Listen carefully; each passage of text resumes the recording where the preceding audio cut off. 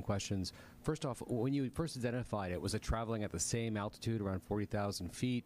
Did you, at that point, know its velocity?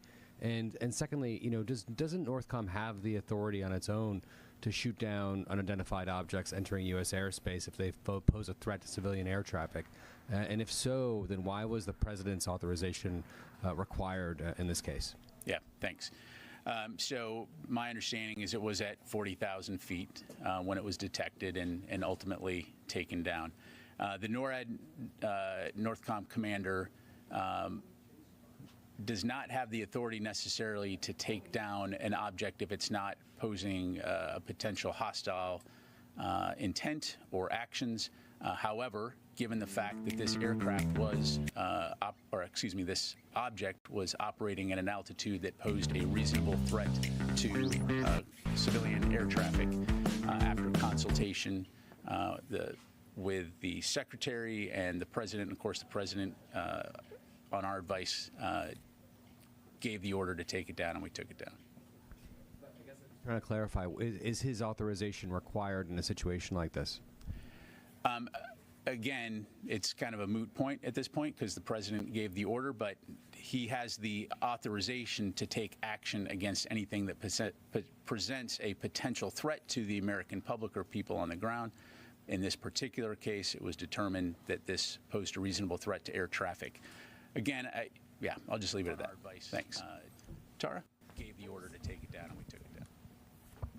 Just a couple of clarifiers. Was it a single F-22 or a pair that were up today for the shot? And then when NORAD sent the initial aircraft up to sea, was there any sort of hailing or any type of warning given? Typically, when an aircraft makes an incursion into protected airspace, there's a whole lot of procedures that have to be followed before it would escalate to something like this. Okay, well, this was an object, right? So it wasn't an aircraft per se. And to answer your earlier question, it was a two-ship of F-22s, but one aircraft took the shot. Got time for one more. Go to Liz. Thank you so much. Really quick, when it was started to be tracked last night, were you able to tell what direction it was coming from? This was traveling in a northeasterly direction when it was taken down.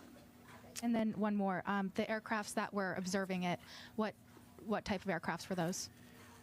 I'll have to come back to you on it. I think I know, but I don't want to make it up from the podium, so we'll come back to you on that one. Okay, thank you very much, everybody. I appreciate it.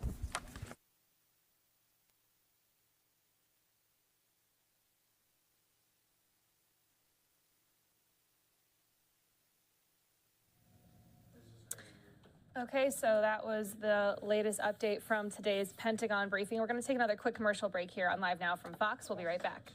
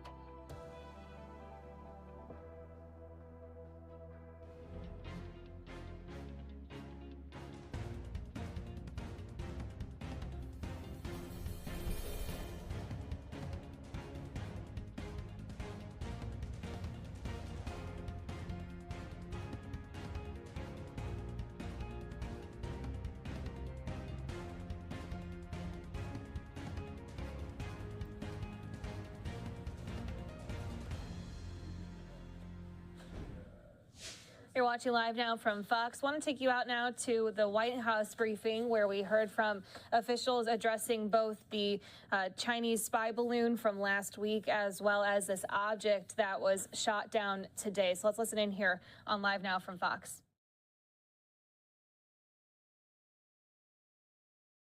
Yesterday, we announced that the United States will provide $85 million in life-saving assistance to provide shelter to the displaced, as well as food, medicine, and other desperately needed aid. In Turkey, a USAID disaster assistance and response team is already on the ground, and 2 of our most highly trained urban search and rescue teams are conducting operations in support of Turkish rescue efforts in Adıyaman, one of the hardest hit areas inside the country.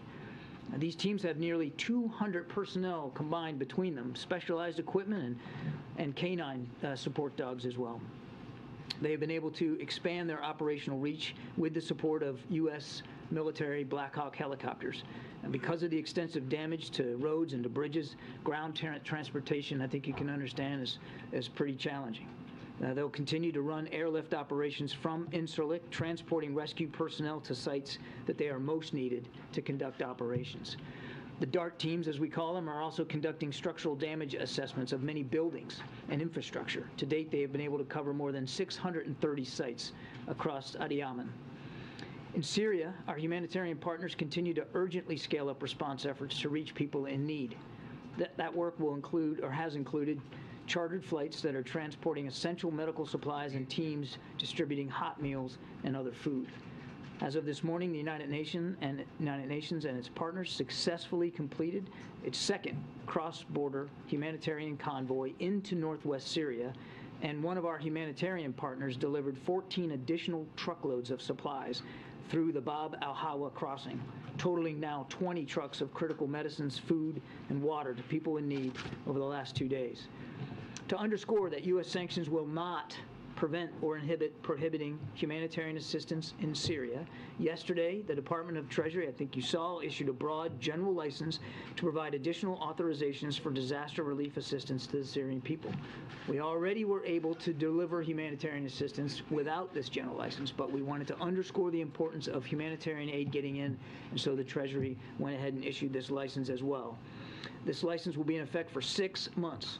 U.S. humanitarian assistance is delivered directly to the Syrian people, no matter where they live.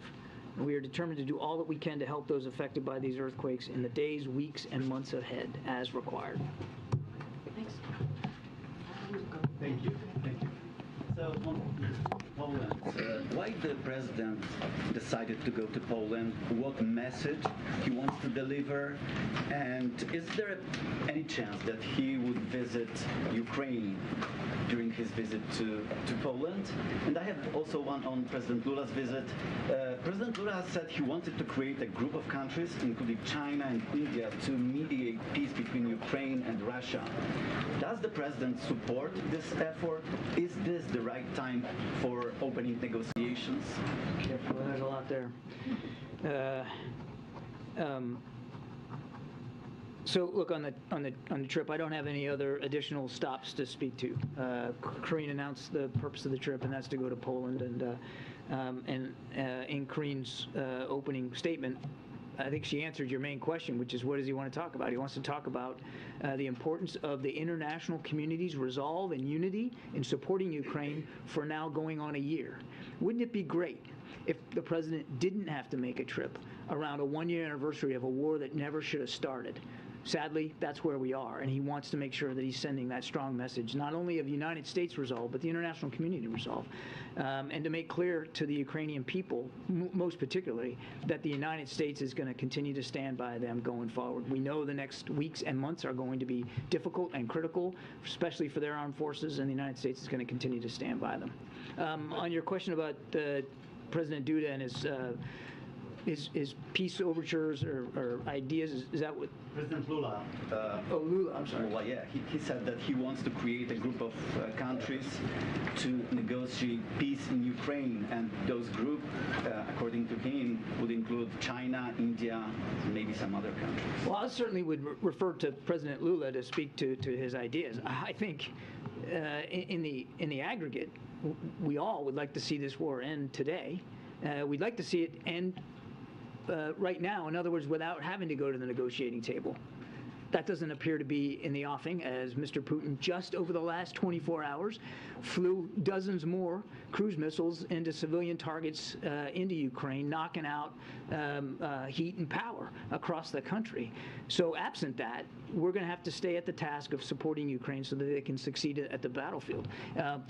So that if and when President Zelensky has determined it's time to negotiate and sit down at the table to solve this diplomatically, he can do it with the wind at his back. He can do it with the strength that he knows he's going to need in that negotiation. So it's really up to President Zelensky to determine if and when negotiations are appropriate, and certainly under what circumstances. As President Biden has said countless times, nothing about Ukraine without Ukraine.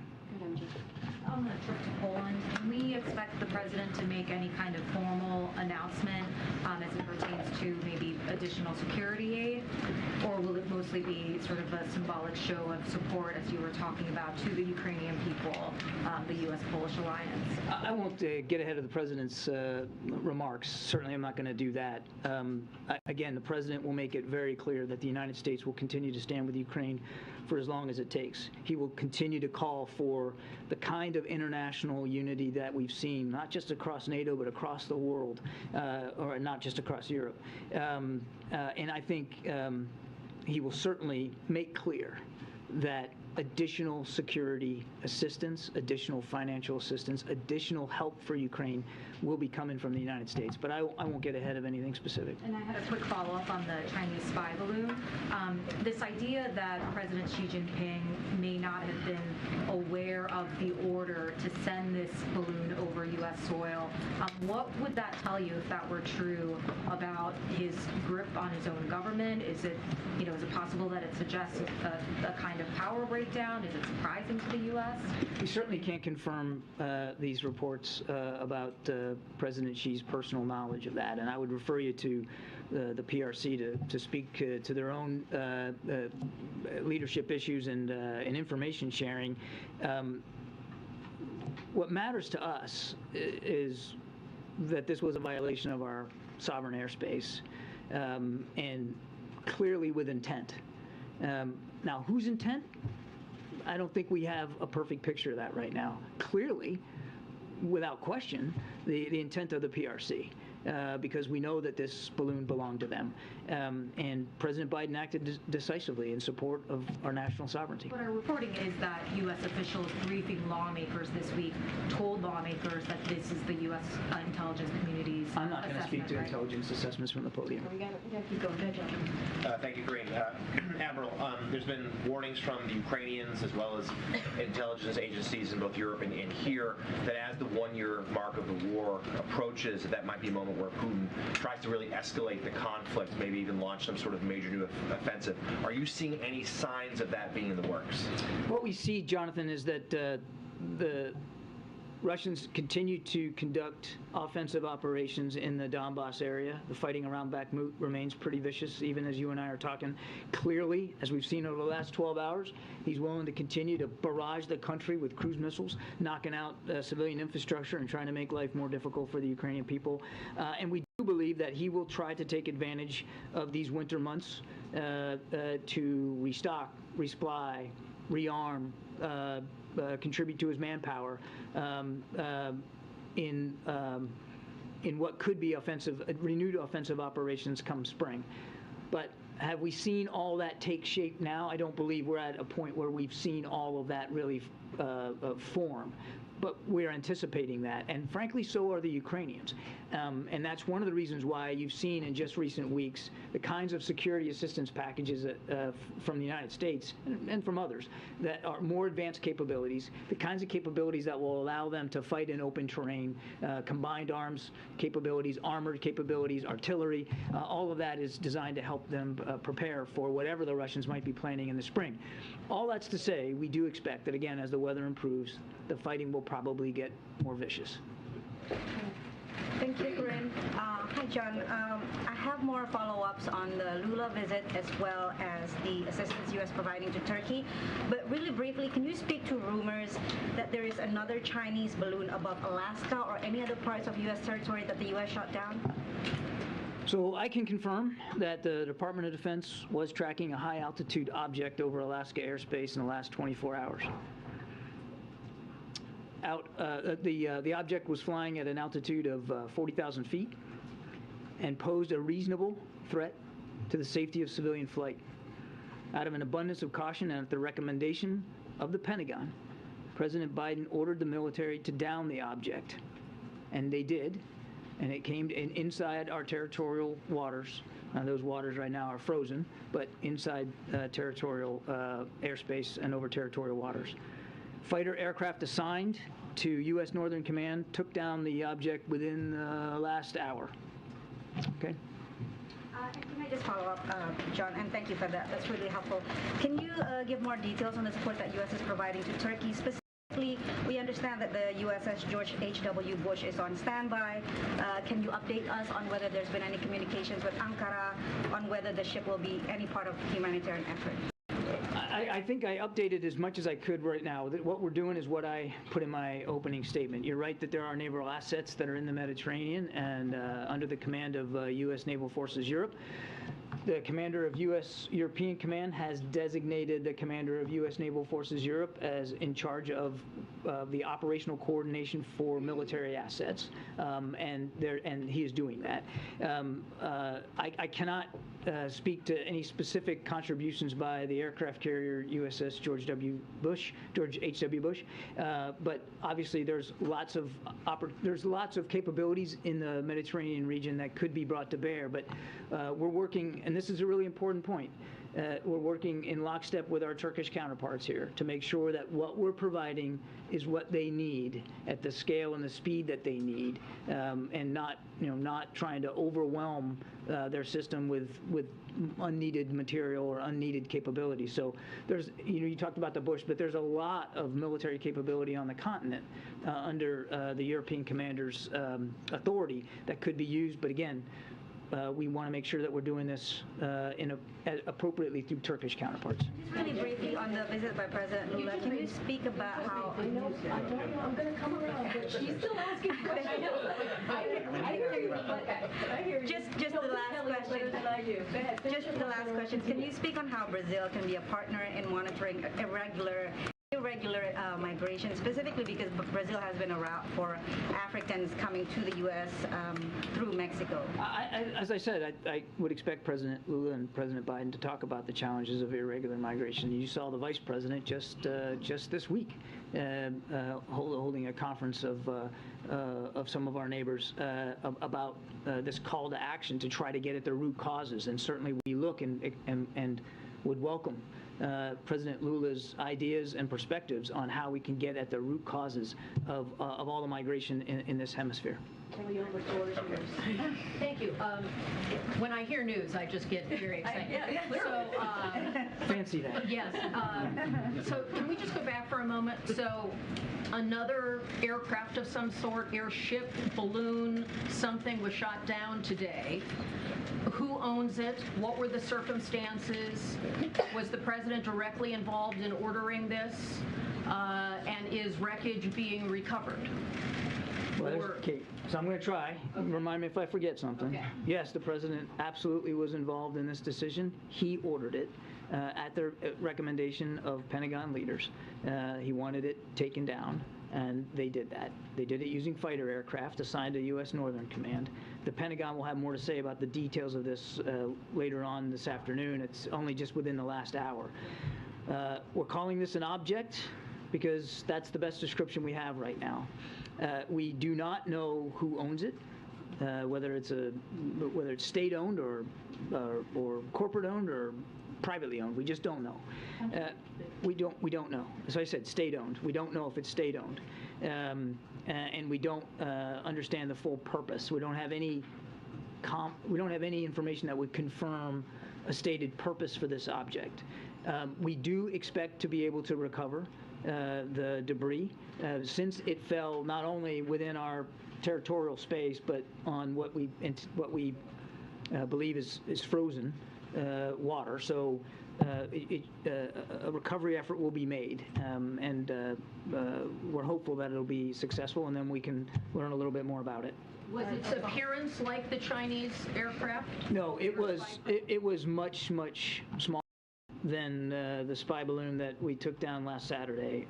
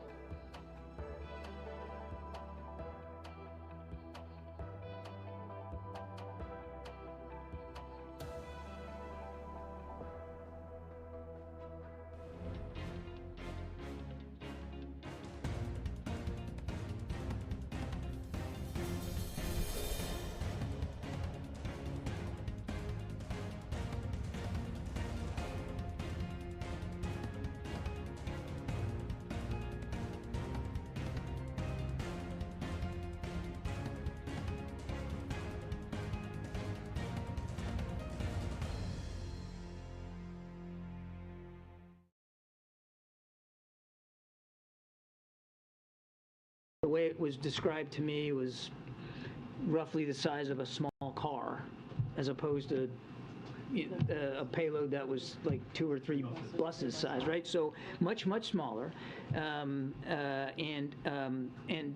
not of the same,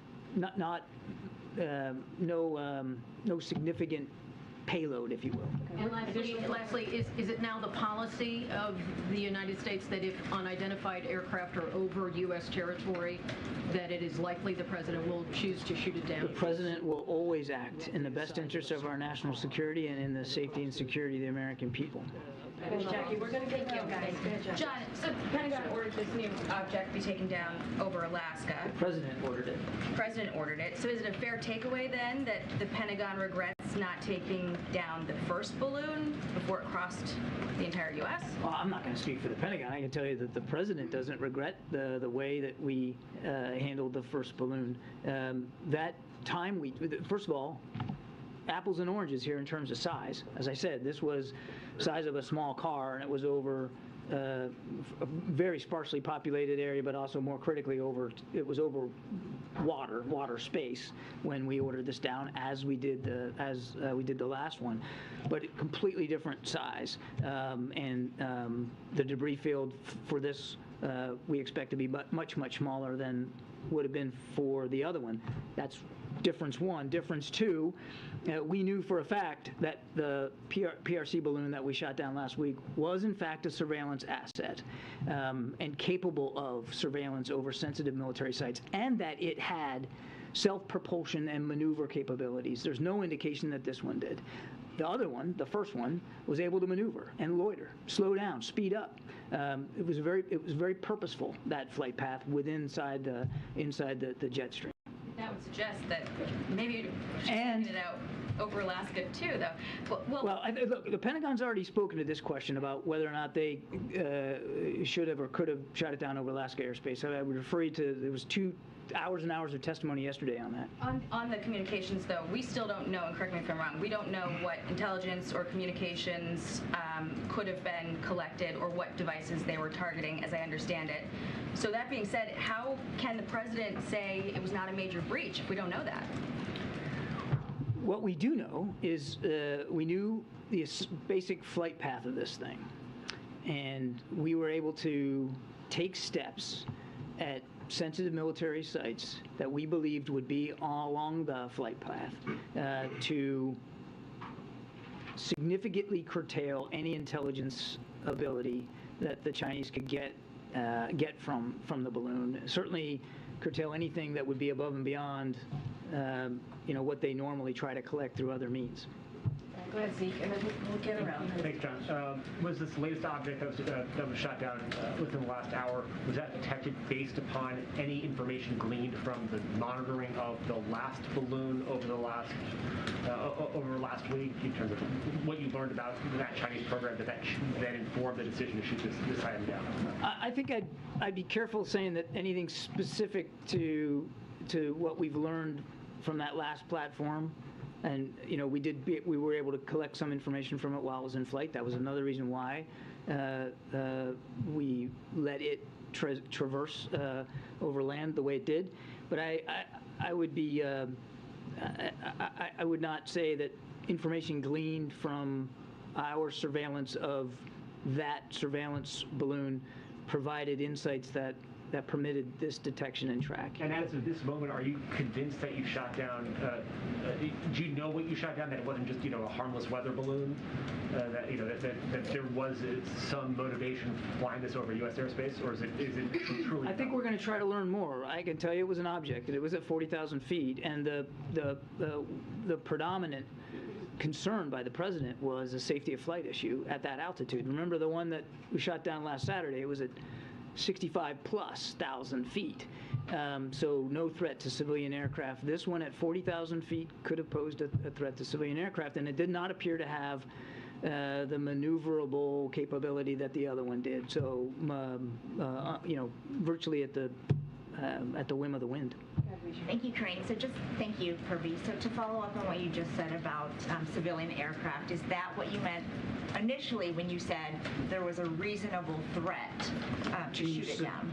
Yes, my exact words were reasonable threat to the safety of civilian flight. Okay, and given what you said earlier about intent with regard to the Chinese spy balloon, does the U.S. give any credence to the Chinese argument that the balloon accidentally veered off course and ended up where it did? You're talking about the one from last week? Yeah. Say that again. Was it? Does the U.S. give any credence to the Chinese argument that this thing accidentally veered off course and ended up where it did? No. So, was it targeting specific places? Was it targeting military sites? What we know is that the flight path it executed took it over sensitive military sites. What we also know is that it could maneuver, that it had propulsion capability and steerage capability, and could slow down, speed up, and that it was on a path to transit over sensitive military sites. Thank you. Thanks. Admiral Kirby, on the latest object, you said it did not appear to have the maneuverability capabilities that the Chinese spy balloon have. Did it have any maneuverability, or was it flying on its own? At this time, all I can tell you is it did not appear to have the ability to independently maneuver. We'll attempt recovery, and we'll see what we can learn more from. And then just one more on the Chinese spy balloon. We're reporting that the U.S. is about to impose export controls on Chinese companies that are believed to have been involved in that balloon surveillance program. Can you confirm that and say when the administration might impose those export controls? I'm not in a position to confirm those reports right now, and I'd refer you to the Department of Treasury. Thank you, Admiral. I believe you said this was shot down, or at least it landed in the waters or the frozen waters off the coast of Alaska, correct? That is our initial assessment. So is the policy still, considering the first one was shot down off the East Coast and this high-altitude object was shot down off the West Coast, is the policy at this point in time you could shoot it down if it's over a body of water? I wouldn't derive from these two incidents some sort of policy that comes out of it. The president will always act in the best interest of the American people and international security. Last week, we were talking about a surveillance asset that was purposely flown over the continental United States. In the case today, we're talking about an object. Again, we don't know a lot about it, but that at its altitude represented a potential threat to the safety of flying customers, civil air traffic. Based on your broad and deep experience, who do you think might own or have flown this thing in the air? I have no idea. Good, Mary. You know you don't know who owns it or who's flown it, but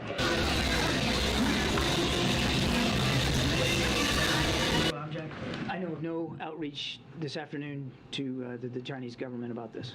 the State Department over the weekend, or last few days, I'm losing track of days, but since the first spy balloon, confirmed that they think that these Chinese spy balloons have gone over 40 countries. Considering that fact and this new development today, what's next on a larger diplomatic front? The U.S. talking with allies about how to police the skies, about how to bring this to the UN to figure out what to do? We are talking to dozens of nations who we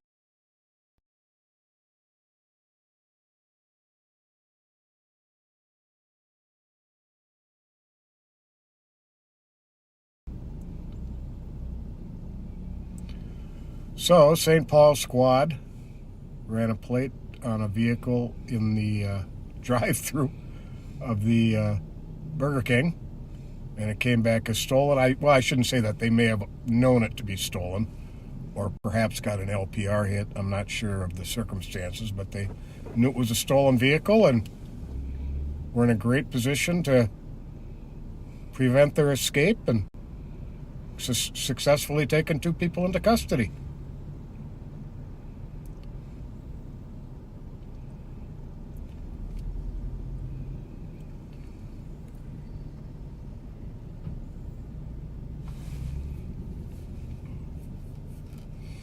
I think that's somewhere in the rule book of stealing cars. Don't go through drive-thrus. I'm sitting here thinking, why would you go through a drive-thru and it's stolen? I guess you're hungry.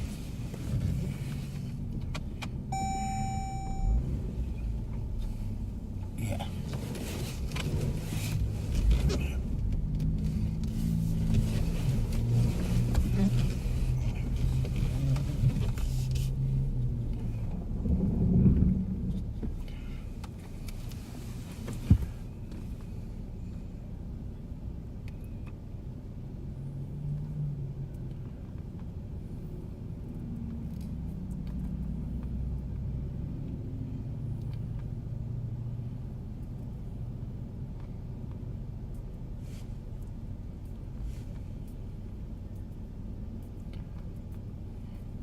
That was my friend.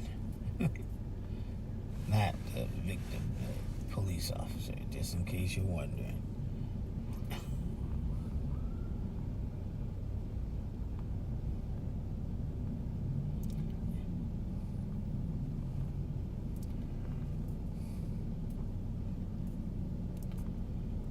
Is that Jenkins? What's that? Is that Jenkins? No. No, I don't think so. Oh, that's Bodie. Hmm? Isn't that Bodie? Is that Bodie? Might be. They both got the beards.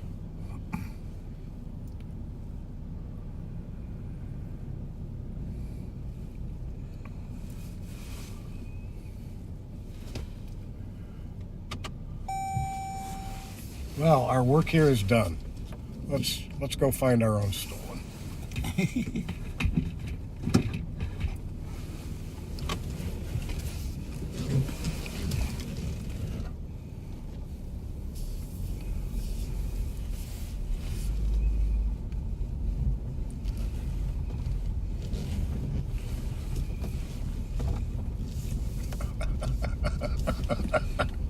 All right. I got to give credit where credit is due. Hang on here. Neil, that's a good one. You're right. He went to Burger King, but he couldn't have it his way. That was a good one. That was a good one. He couldn't have it his way. 537 Tango Transport. Go ahead. Hotel female to HQ, 30 miles, 95.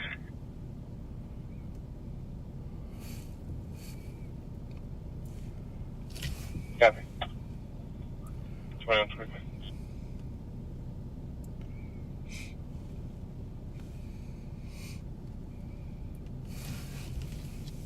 Well, I hope they paid for the order before they got pinched. Yeah, oh, see? Think about it. Because the position they'd already ordered. The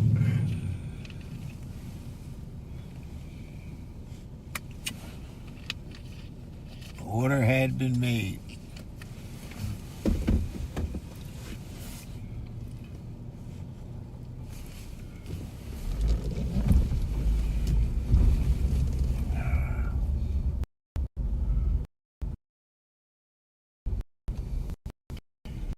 So 2 of our deputies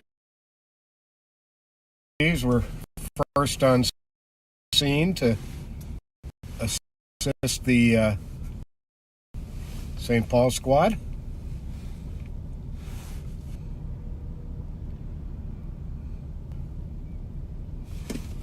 Deputy Bodie, who's unit now attached to the CAT team. Chad Molnar.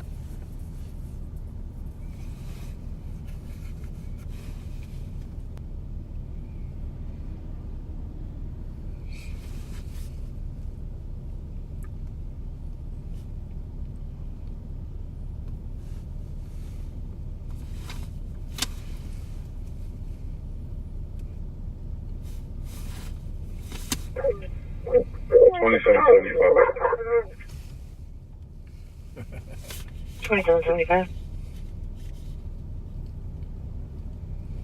One clear St. Paul still out. 2127.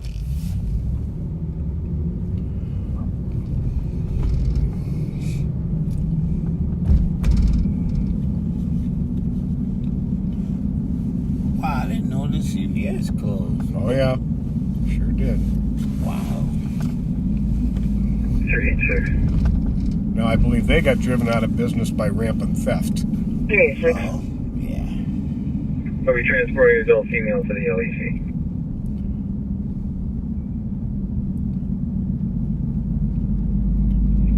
Copy. 2128.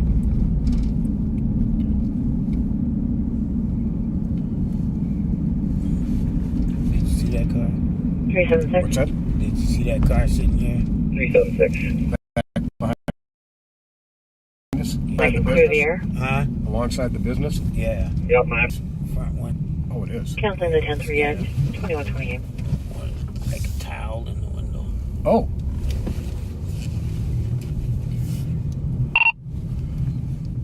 Okay, in the alley on the east side of Arcade,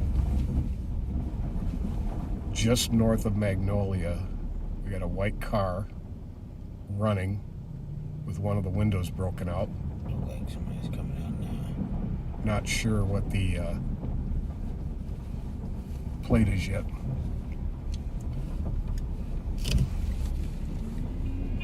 All right, I'll test your way. I'm at Pena, Maryland. What's your location again, pal? East side of Arcade, just north of Magnolia in the alley. Plate is HHU 005. Hotel Uniform 005. HHU 005.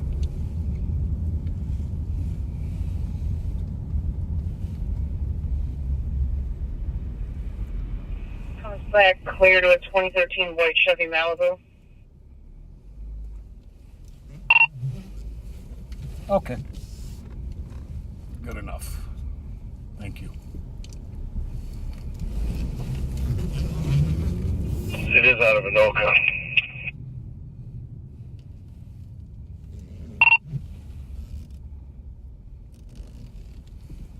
Okay. I might hang with him for a minute. He's away eastbound in the alley here. Coming up to 367. Mendota. 367. Oh. Which window was the driver? Alright, you got Me and Body at Arcade in Maryland.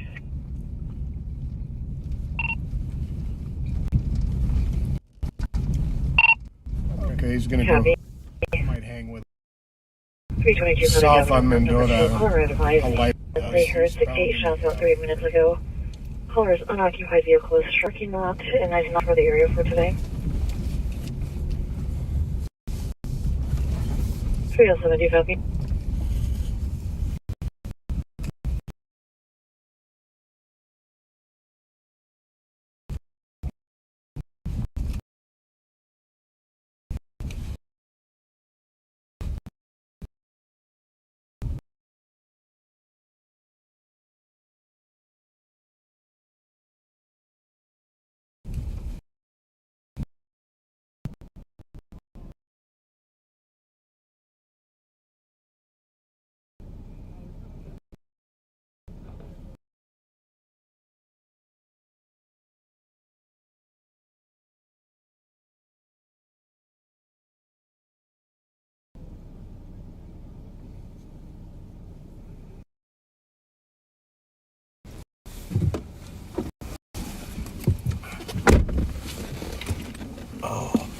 Told the cat team.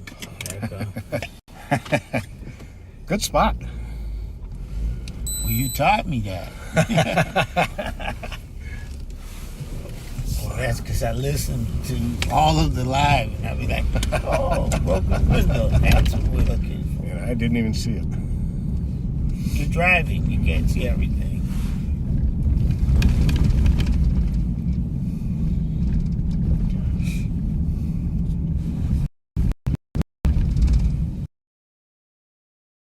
Well, it's treacherous just walking up to that car.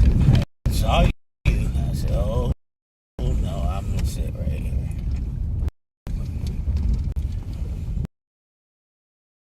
I don't want to get into exactly how this one was detected, but I can assure you that that we're going to continue to try to improve our own knowledge base with respect to these systems. Just one more quick question on the object. Can you say anything about the proximity of it and its flight path to the sensitive oil fields near Prudhoe Bay? And was there any threat at all at any point to that equipment in that region of Alaska? I'd refer you to the Pentagon for more detail about the track. Again, this just all happened within the last hour, so I don't know what the proximity was to oil fields. And your second question was?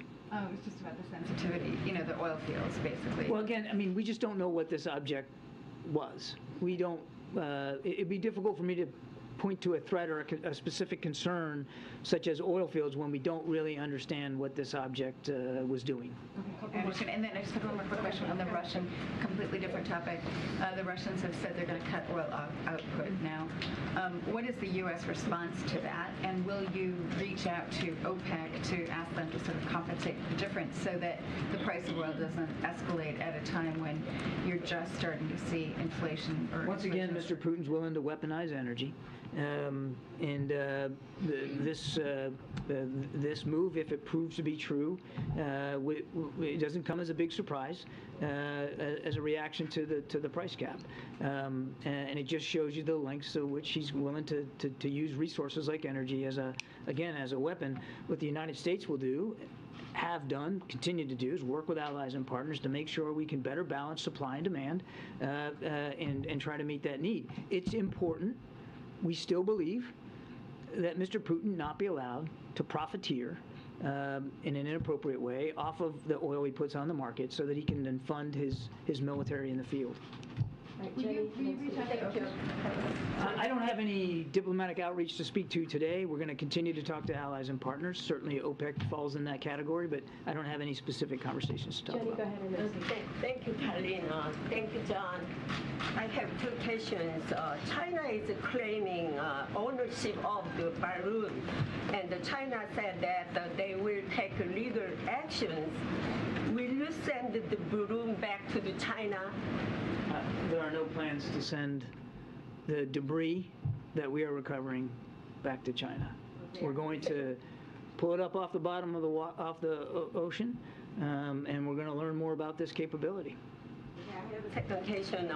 Iran is building a drone factory in Russia, and North Korea is receiving military drones from Russia.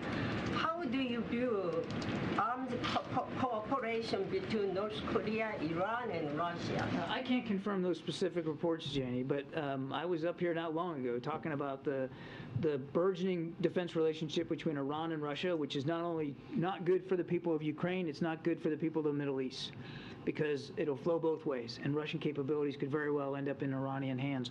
And I would say the same about North Korea. We know, I got up here and showed you pictures, we know that they're providing ammunition to Russia, artillery ammunition specifically. And again, that's not only not good for the people of Ukraine, it's not good for the Korean Peninsula and the region there, that Russia and North Korea could be, again, developing a deeper defense relationship. Thanks, John. Just a few more on the object. You said it was discovered last night. Was it flying consistently at an altitude of roughly 40,000 feet that entire time? Roughly, yes. Were there any sightings that you're aware of by airmen, civilian aircraft operators? No. And can you, just to nail it down, can you tell us when the president gave the order to shoot it down? Gave the order to shoot it down this morning. Yep. Again, just keep following up on this same topic. The speed with which you guys, with which the president apparently decided to shoot it down, having just discovered the first intelligence of it last night, and by the morning he's saying shoot it down. Was there something specific, more specific about the threat than just generally being in the airspace at which, the height at which? The predominant reason driving the president's decision was the safety of flight issue. No, I understand it was, but there had, I mean, that's a really big area up there. It's not all that many planes. It's not like it was in the middle of the Northeast Corridor or something. Is there no way in which you guys could have said, hey, airplanes, like, steer clear of this area until we know better what this thing is, because we're, in other words, was there some reason why? The president wasn't willing to take that kind of a risk in time, because this thing did not appear to be self-maneuvering, and therefore at the mercy of prevailing winds. It was much less predictable, and so the president just wasn't willing to take that risk. Thank you. You mentioned that there were fighter aircraft who were able to determine that it likely was not manned. Were those fighter aircraft able to determine anything else about it from up close that they wouldn't be able to find out otherwise? They worked really hard to try to get as much information as they could about this object. Given its size,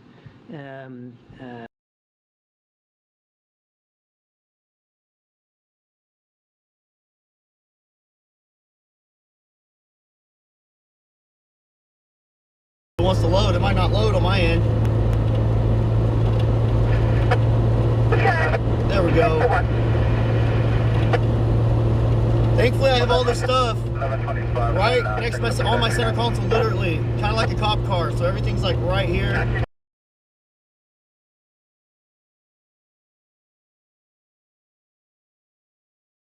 Touch my thumb. I have it set up like a spaceship. That's what my son calls it.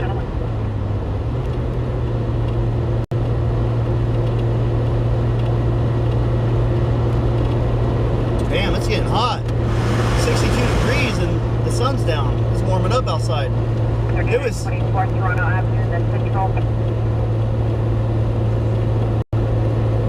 guess it was I guess it was 77 degrees today. I told my wife, I said, man, if I knew it was gonna be 77, I would have taken the damn jet ski out. We would have been on the lake already. What's the matter with us? I would have loaded up the jet ski and took it out to the lake. I'm gonna have to put a reminder on the next day. It's supposed to be that hot. We'll take the jet ski out for a day. Even 2 hours on the lake. My son loves it. I love it.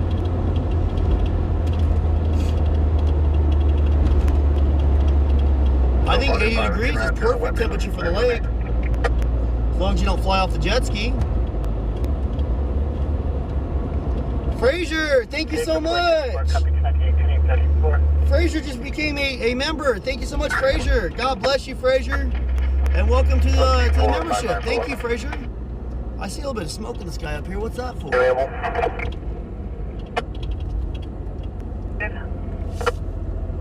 What is that for? That's weird. That's cruising.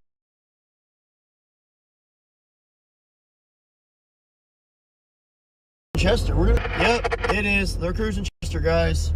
Oh wow, they are. Damn. Look at that. They're cruising Chester tonight, guys. Oh yeah. Low riders. Hoppity hop.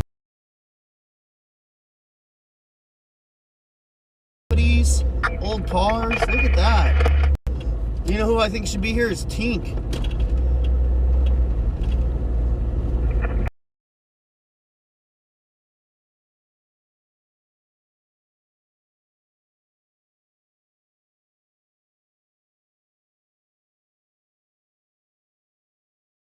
This music, so. Going up down control 69.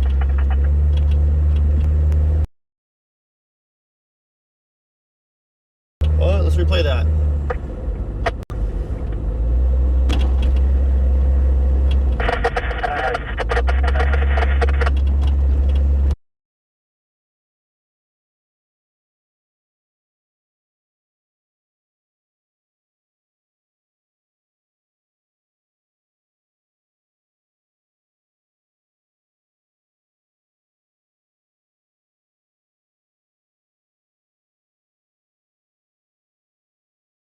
Got a small accident right here at the circle.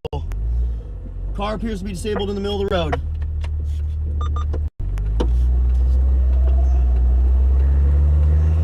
Let's recontact the report party. 10-4. Whoa! I'll divert to live.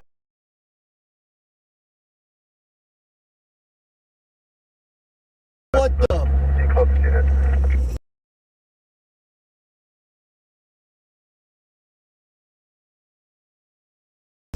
Fudge! Multiple units. Still bad on my copy. I'll divert to the last of the unit.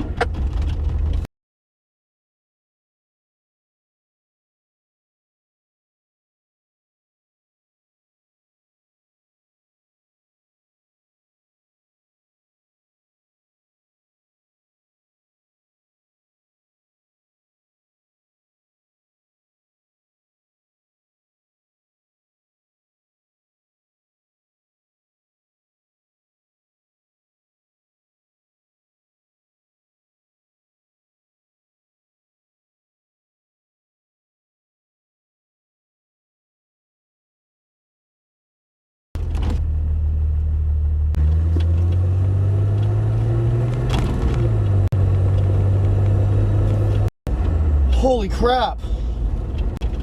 Guys. Holy crap. 4 channel 1. I think we're back. Confirming it's 5J. Guys. Jade. 507 affirmative. Jade. I think Jade just broke our live stream, guys. What's up, DB? Jade.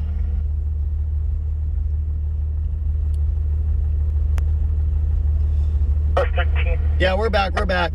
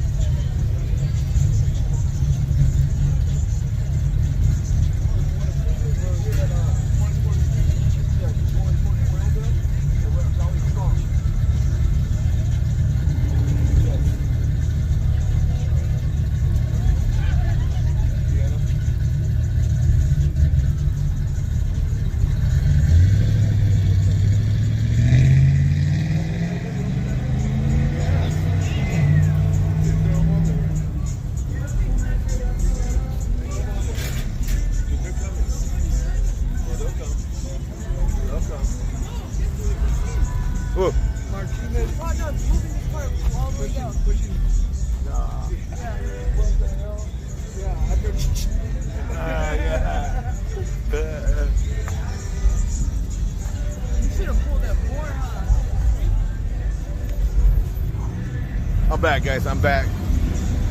I am back.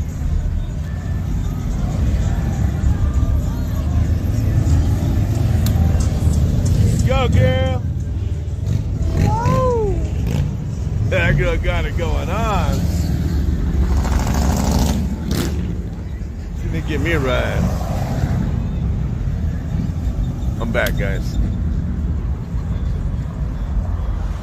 Had to run to get some hot dogs real quick. We ran out, believe it or not, guys. That's how busy it's been.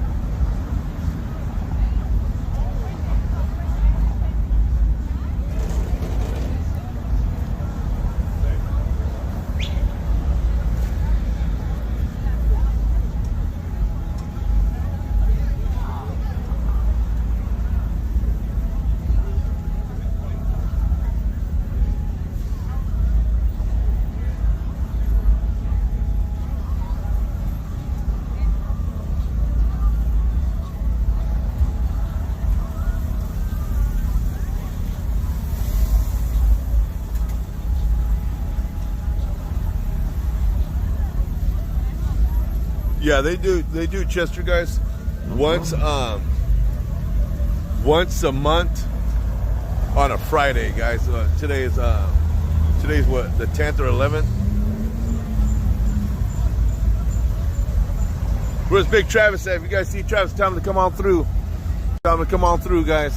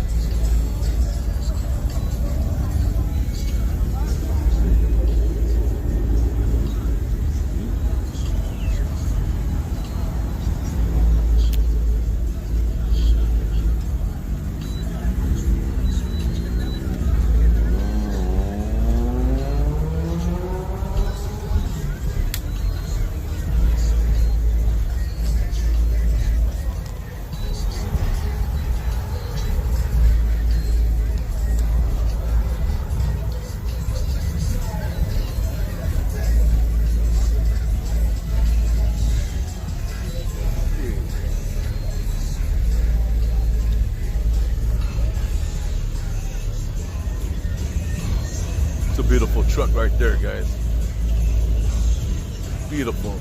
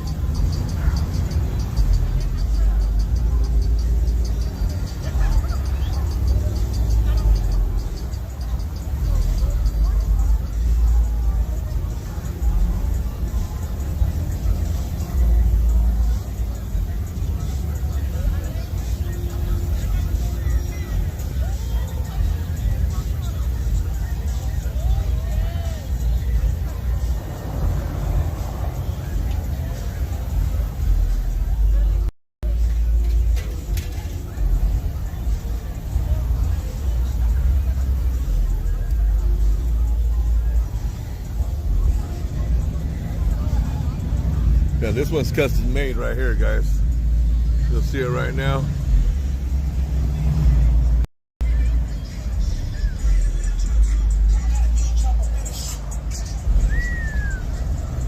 Custom made. A lot of work into that, baby. A lot of work.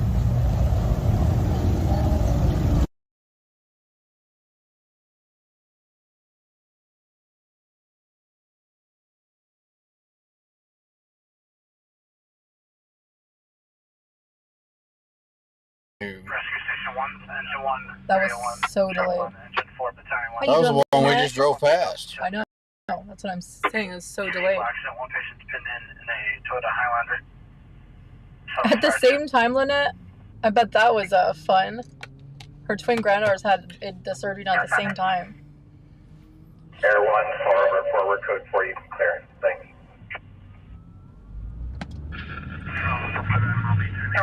Metro 1, your place, no stop time, 2014 Mercedes level. Me too, Cindy.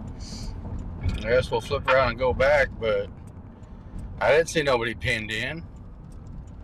I didn't even see that much damage. That Charger or whatever it was banged up on the passenger side. Yuck, Kevin. I didn't even know they could do that. Good evening, Peter.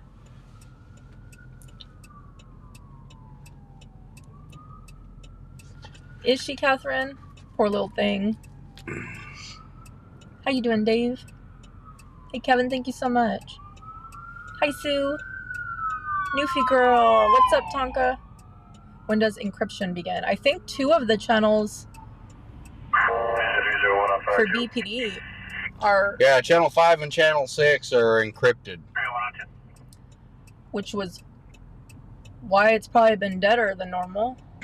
I knew something had to have changed. Oops, I dropped it. How you doing? They still have the regular BPD channels, but like Sergeant can have his guys go to channel 5 or channel 6 and it's completely untraceable, right? Julie said maybe another car hit them. Maybe. We'll go check it out. Hi, Henry. Hi, Dominique. Better when you're younger to get them done than older. Thank you so much, Sheena. I hope your headache gets better quickly. Hey guys, there's a naked standoff on V Street. Come on. There was something going on V Street.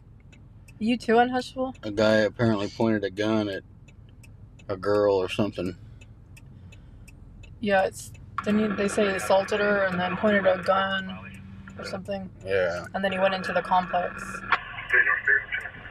Hi, Jeff.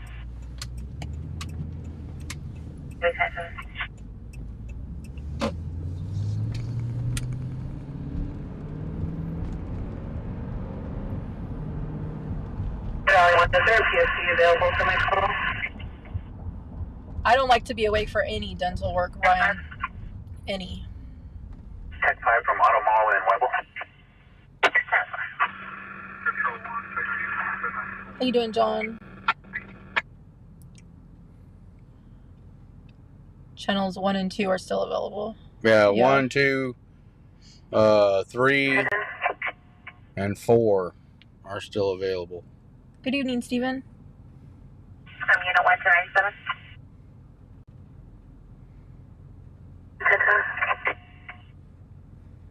Oh, I hope she doesn't do that, but any dental work, Ryan. Any. Hey, El Caballo. 301. Columbus and Alturas, copy 5 Yellow, Charles Mary 807 on a white Mercedes. How you doing, Forever Young? Is there a way around encrypted emails? Nope. There is sure, not. Like, you could maybe illegally somehow get into them, right? No, you'd have to have the same encryption. Yellow John Mary 807. You'd have to have the same encryption key to decode the encryption. Me too, Kevin. I do not like dentists. How you doing, Diane? Channel 4 is a tech channel. Yeah.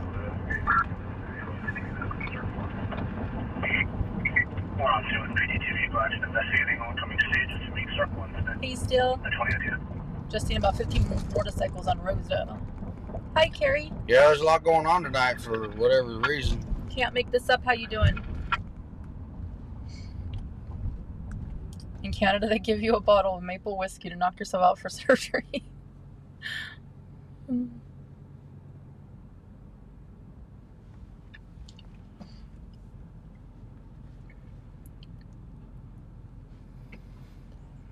Where'd you hear pinning?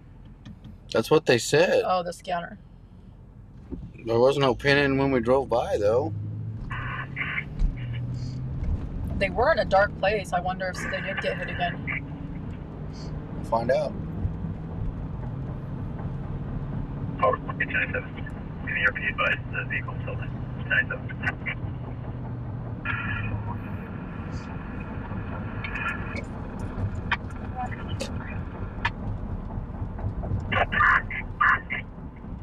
Can you see if those lights are on this side of the sign or the other side?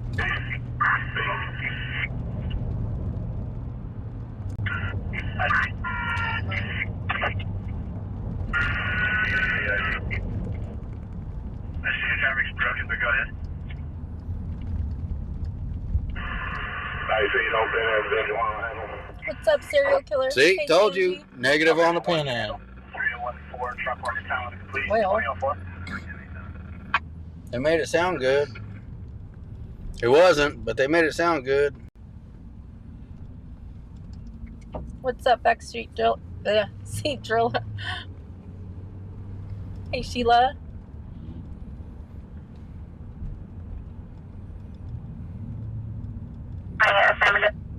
Did you hear about the poor guy that got crushed working on his truck? I did not.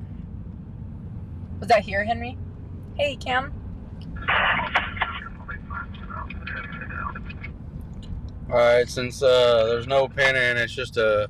It was a pretty minor crash when we drove by it the first time, guys. Yeah.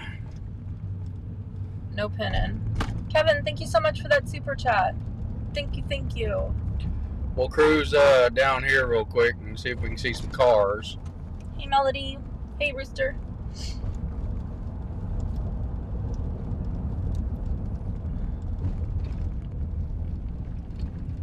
Kick the... Do I say it wrong, to the side Cam? a little bit. Huh? I'm assuming I say it wrong then. I like What? the way Nicole says my name.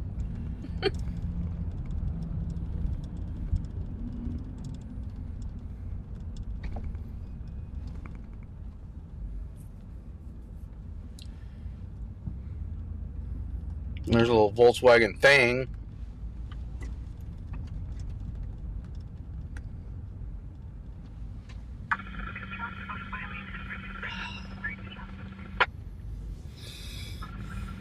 How you doing, M? Worst car crash experience was back in 2016. I was driving a 2015 black Honda Accord. Prius literally slammed into my right side, like right on the hinge of the door. Did you have any injuries, Kevin? Oh, the whole car was totaled. Hey, Ralph.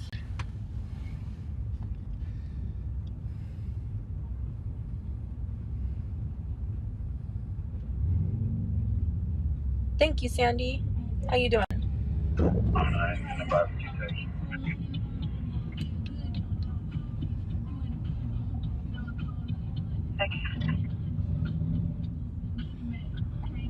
Good evening, Roger. What happened, Dominique? No, I don't. Hey, Angela. Towing will be en route. Hey, Gable Gabble. Is there a bunch of bikes coming? I wonder if these are the ones he just They're all saw on females. Rosedale. That's right. They're all, well, there's some males There's here. some males, yeah. But all them ones that went by already were females. Yeah. We're driving down the, like,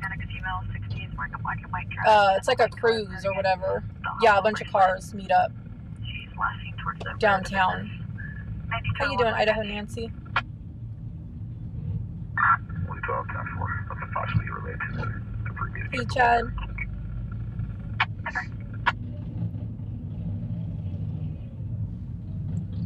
Thank you, Betsy.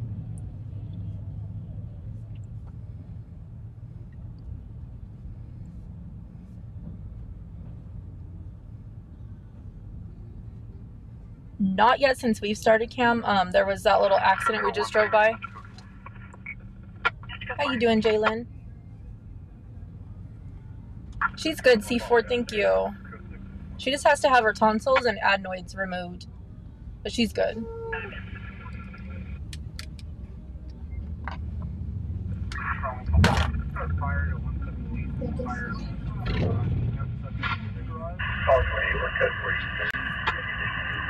Jane, in Montreal, a man drove his city bus through a nursery and killed 2 children.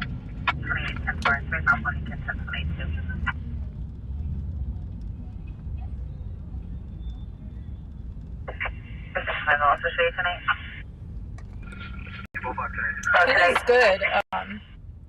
Cam, he's actually just got sick, but he's good. He's just been working and boxing. What's up, one guy and Freddie? 4 acres of land on a gray Chevy, copy California. I'm not sure if I got it, Tina. I'll have to double check. Turn this one off.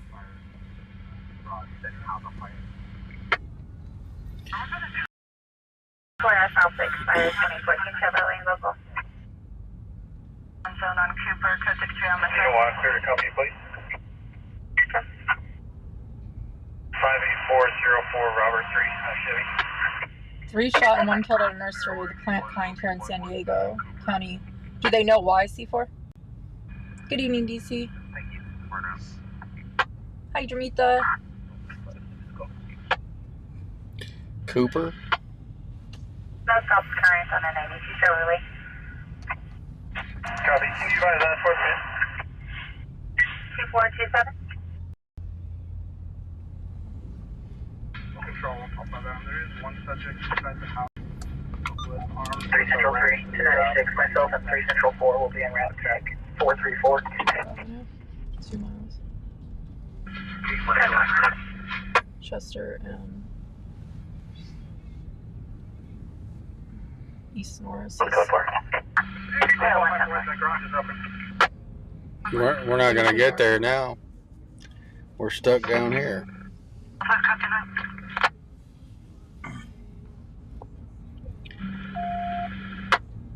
What's up, DB?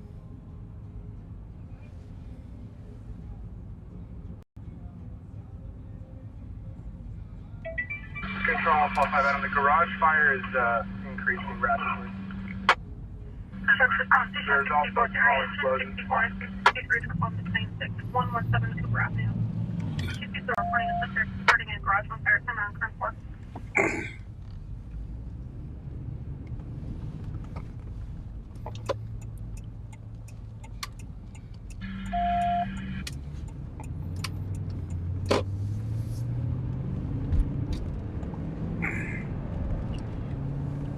So where at? I know where it's at, just remind me.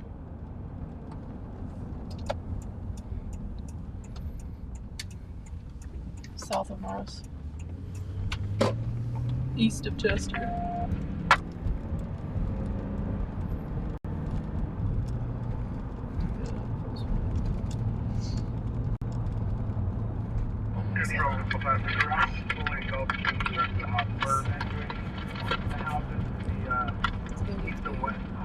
We're on the way to a structure fire, guys. All 5 is the subject who was in the house. Now, we're still there.